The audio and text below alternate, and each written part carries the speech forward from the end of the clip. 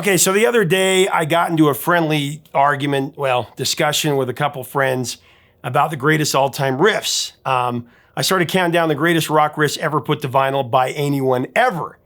And the crazy thing is, my picks, especially in the top 5, pretty much all of them came from the same band. I tried to get some other bands in there, and I was gonna do a top 10 riffs today, but then I just decided to focus on the one band, the top riffs from this one band. So not only are we gonna count them down, but I'm also gonna give you their origin stories and some crazy insights into what make these anthemic rockers tick, including one riff that the band said stuck out like a dog's balls. But then after they recorded the guitar parts on a cassette, their engineer took it home and let his kid play with it. This unraveled the tape. Would the tape be salvaged? Find out next in an epic episode. It's a hell-raising triple threat episode that'll have you banging your head and shaking a leg. Coming up next. Hey music junkies, Professor of Rock, always here to celebrate the greatest artists and the greatest songs of all time.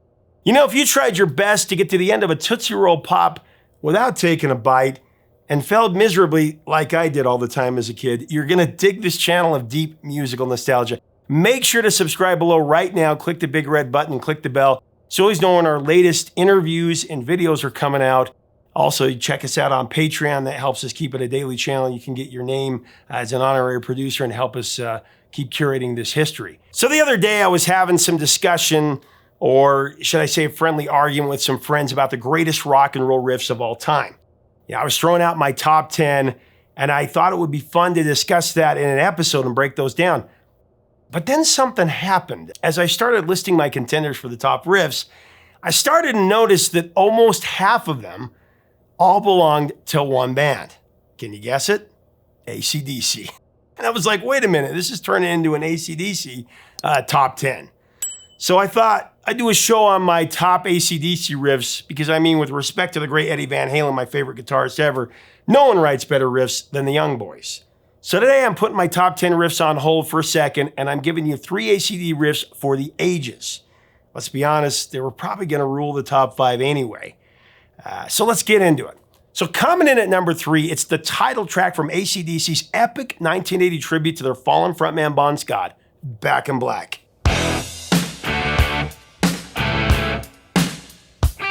Recorded in the Bahamas and produced by the great Mutt Lange, Back in Black was this sonic sorcerer's second album with AC/DC. One of the biggest ever albums, period. Selling a historic 50 million copies. Back in Black, it's right up there, right behind Michael Jackson's Thriller. It's certainly the biggest selling rock record ever. I mean, Pink Floyd, Dark Side of the Moon is knocking on the door, but it's AC/DC. Now, after Bon Scott's death on February 19, 1980, Angus Young decided their first album without him should be a tribute called Back in Black. It would feature a song with that same name. But Back in Black's famous riff came into being even before that. It was actually Malcolm who came up with it. He used to play it all the time as a warm-up exercise while the band was on the road. Crazy thing is, he almost abandoned it because he thought it was just too heavy. He had recorded onto this cassette tape and was getting ready to erase it. But Angus came to the rescue and he talked him out of it. He said, and I quote, "It's 3 a.m. and I'm trying to sleep." And he's saying, "What do you think of this?" I said, "It sounds fine to me." He was gonna wipe it off and reuse the tape because cassettes were a hard item for us to come by sometimes, end of quote. It wasn't until Brian Johnson's second audition for the band in 1980 that the song finally started to materialize, come together. Malcolm and Angus had a new song idea they were working on, and they wanted to hear Brian just sing 3 words over this riff, Back in Black. According to Brian, the Young said, "We got this one song, we got a riff, and we're gonna call it Back in Black. But that's all we've got so far, just the title, and it's for Bon. But we haven't gotten any words, and all we've got is this."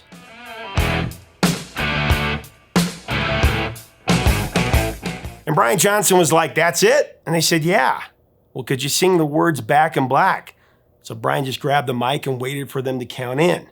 Then as they tore into the riff, he just started screaming, "Back in Black."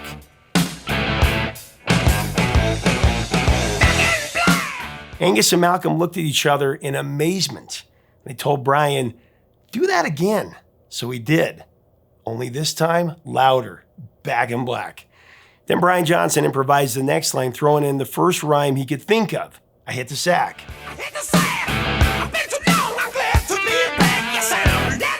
Blown away, the brothers put down their guitars and Malcolm told Johnson, right, listen, let's sit and talk here. The Youngs were sure that they had found their guy to be the singer. For good measure, they had Brian sing Highway to Hell, and the audition was over. Later, after Brian had left, they called him up and told him that he had the job.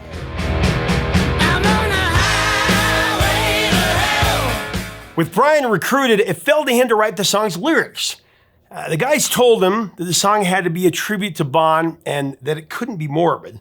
Those were the two precursors. Writing a tribute track for the iconic frontman that you're replacing, I mean, no pressure, right? But Brian, he rose to the challenge saying, I just wrote what came into my head, which at the time seemed like mumbo jumbo. 9 lives, cat's eyes, abusing every one of them and running wild. The boys got it though. They saw Bon's life in that lyric. End of quote.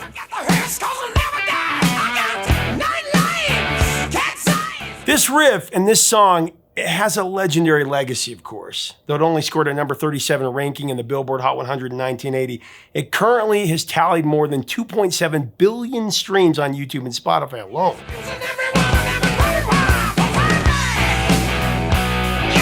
A ton of TV shows and movies, including School of Rock. Mr. Cool. And on drums, Spazzy McGee. Spider-Man Far From Home, and Cobra Kai, to name a few.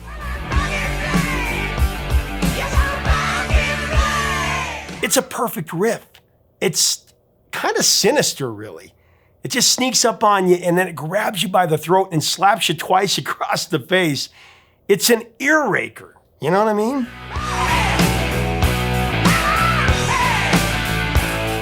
So coming in at number 2 for my greatest ACD riffs of all time, gotta go with Highway to Hell.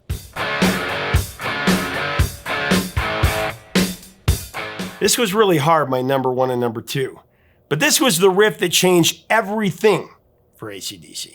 With the release of their fire-breathing number 6 studio album of the same name, AC/DC ascended to an entirely new level of notoriety. This landmark record, it reached number 17 in the US, number 13 in Australia, number 8 in the UK, and number 7 in Germany. Released on July 27, 1979, this album was the perfect way to close out the 70s.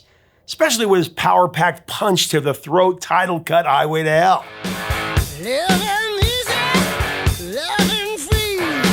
So in February of 1979, AC/DC began working with producer Eddie Kramer at Criteria Studios in Miami. He, of course, worked with Jimi Hendrix, amongst others. They created the beginning of the album's title track from there. Malcolm and Angus basically did it behind his back, though. After a few weeks of working with Kramer, it became apparent to the band this was not going to be their guy. So one day the brothers snuck off to work alone without Eddie Kramer. And this is when Highway to Hell was born. I mean, Angus jammed away on guitar while Malcolm pounded away on the drum kit. And all of a sudden, Angus had this idea for a guitar intro. It was a halting stop-start riff reminiscent of Free's All Right Now.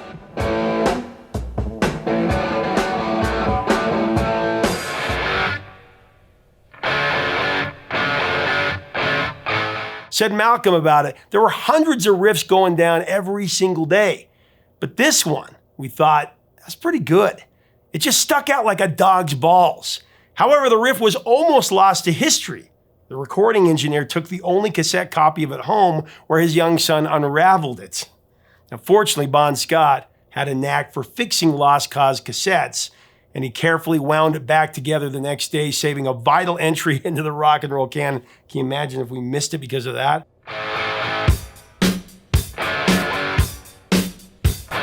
So through manager Michael Browning, the guys connected with a replacement for Eddie Kramer. It was an up-and-coming producer by the name of Robert John Mutt Lange.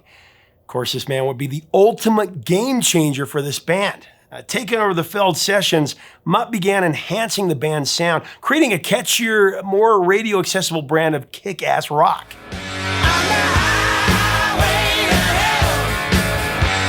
With Mutt's influence, everything came together on Highway to Hell.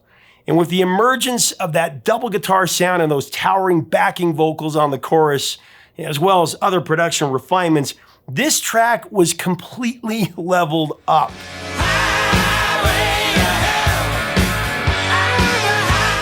a game changer, like I said.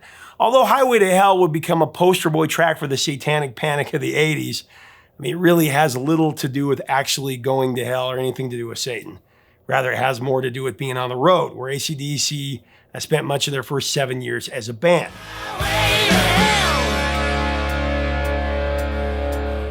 From one perspective, and it's an important perspective, Highway to Hell is a reference to the Canning Highway in Australia. This ran from Bon Scott's home in Fremantle to a big rock pub called the Raffles. As Canning Highway closes in on the pub, it descends into a deep and dangerous decline. Hence the lyrics, no stop signs, speed limits, nobody gonna slow me down.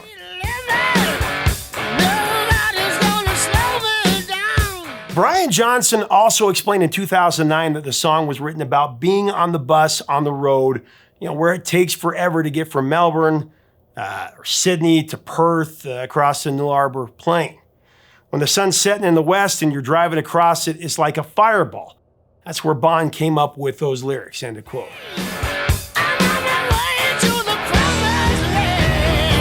So speaking of tour buses, Angus had this to say about the rigors of endless touring. He quipped that waking up with your singer's stinky socks in your face was as close to being on a highway to hell as he could ever think of. I love that.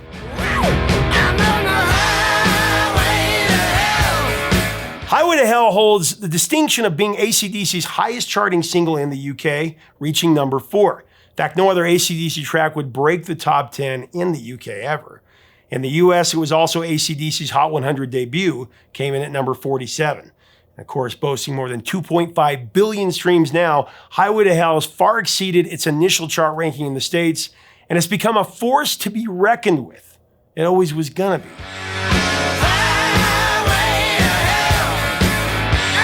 You can find it all over pop culture, including How I Met Your Mother, Family Guy, and Iron Man 2, to name a couple. You are banished from our community at once! Highway to Hell epitomizes AC/DC's sound and has influenced so many who came after. The riff, the song, it's just mind-blowing.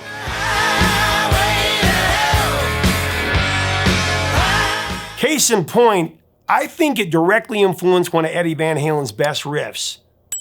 The best of both worlds. Here, I'll play them back to back and you tell me what you think.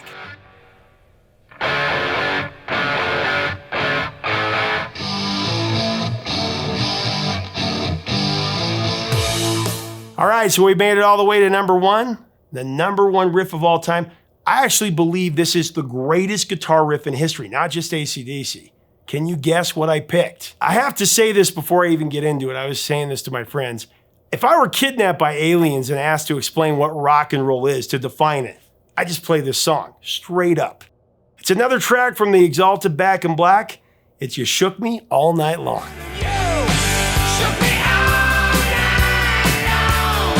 Like its name suggests, the riff on this one is absolutely seismic. Brian Johnson has said that for him, You Shook Me is the highlight of AC/DC's catalog, not only because, as he says, it was the first song I wrote with the guys, but that it has a special groovy beat that won't let you go. Amen to that one.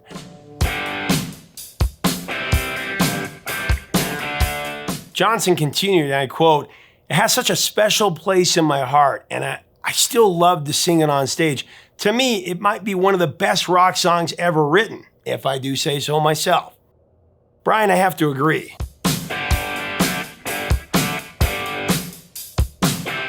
I would have loved to have heard what it would have sounded like from Bon Scott's perspective, with his Nels and gasoline voice. I mean, it'd be hard to top Brian Johnson on this one, though, I gotta say. She was a fast machine, she kept the motor clean. So as we continue to break down this song, I want to thank our sponsor, Zenni Eyewear, the glasses I always wear. Right now, you can get a full pair of prescription glasses starting at only $6.95. Click on our info button right up here to get the best prices and the best deals. Go design your own pair today, Zenni Eyewear.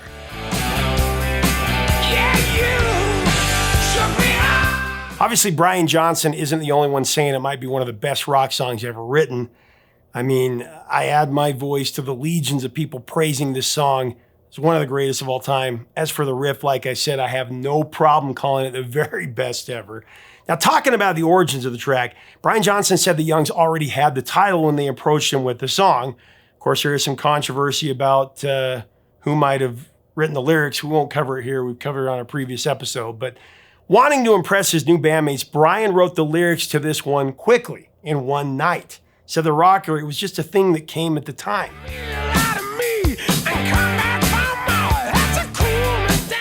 You Shook Me All Night Long, of course, also has one of rock's all-time greatest opening lines.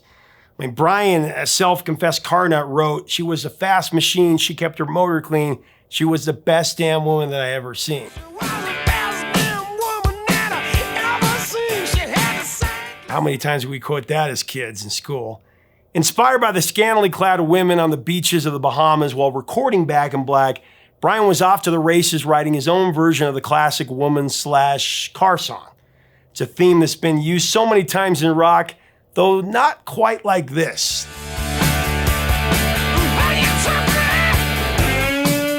This isn't your regular 409 or fun, fun, fun till daddy takes the T-bird away. This is acdc. As Brian would say about both, they go fast, then they let you down, and then you're happy again when you discover a new model. His words, not mine. With that statement in mind, it's perhaps ironic that You Shook Me All Night Long is the first song that really got women into acdc. That's a fact, actually.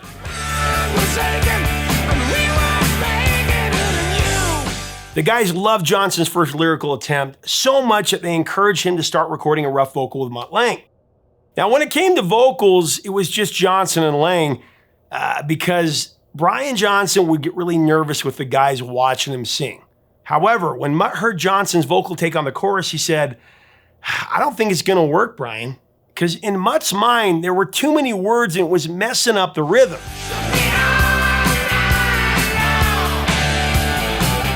So Lange actually slowed the track down and had Brian sing it in halftime. That was a big mistake. Said Brian, and I quote, "That was when I realized that Malcolm is pretty much the captain of the acdc ship." When Mutt played the band, the slowed down version, Mal went ballistic. He was not having it. Screaming, he said, "What are you doing? You've taken out the rock and roll." So to fix, the mouthful chorus, Malcolm told him to leave a space between you and Shook Me All Night Long.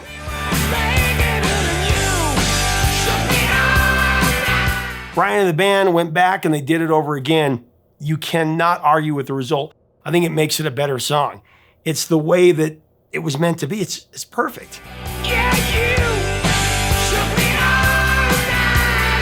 Fittingly, Angus and Malcolm Young have received a ton of praise for their guitar work on this track, and Angus in particular is unstoppable.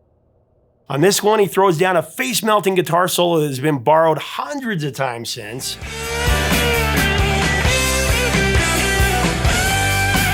And although there will only ever be just one Bon Scott, you gotta give props to Brian on his vocals on this track. This track effectively began his legacy as one of the most distinctive gravel-spitting rock vocalists ever.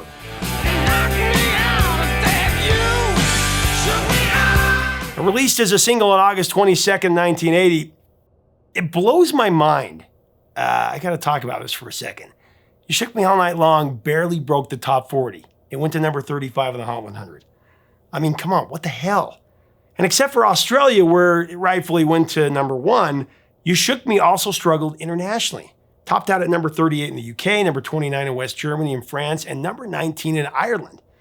Here in the States, I think part of the reason for such a disappointing chart outcome was the fact that some copies of the single were pressed incorrectly, playing a different shaking track, actually. Shake a leg. Shake a leg! Shake a leg! Shake a leg! And although these are considered collector's items now, they weren't doing acdc any favors back then.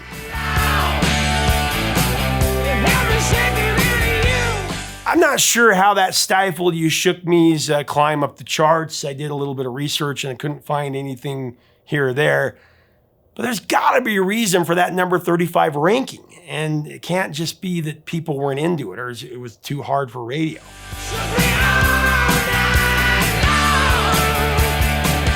Good news is that You Shook Me All Night Long has lived a life so much bigger than its chart position since then. To date, it's accumulated more than 1.5 billion streams, and it's been featured in acdc's live sets for decades, having now been played more than 1,000 times in concert.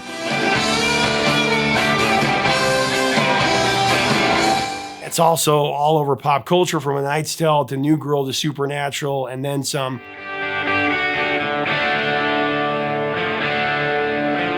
And it's penetrated the mainstream so thoroughly that not only do rockers cover this song, sometimes with acdc,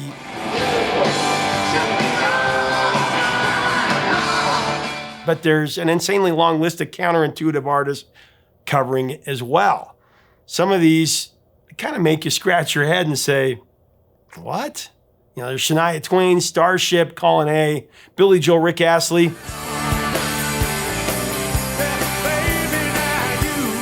But the perplexing one is Celine Dion.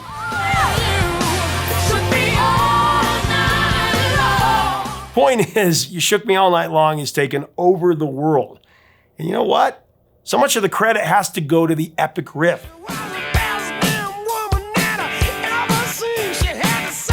An indisputable number one on my list, the song that really defines the energy of rock and roll. You know, fast cars, fast women, sex, drugs, and rock and roll. Thy name be You Shook Me All Night Long.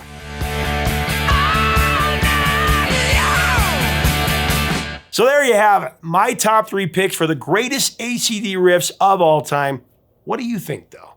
Is there another track that deserves to be on the greatest riffs short list for ACDC? Tell me in the comments below. Tell us about your memories of these songs as well, about the stories. What would be in your top 5 riffs of all time? Would they be a lot of ACDC like mine? Let's talk about it below. If you like our content, we invite you to subscribe. We would love to have you as part of our community. Until next time, 3 chords and the truth, my friends.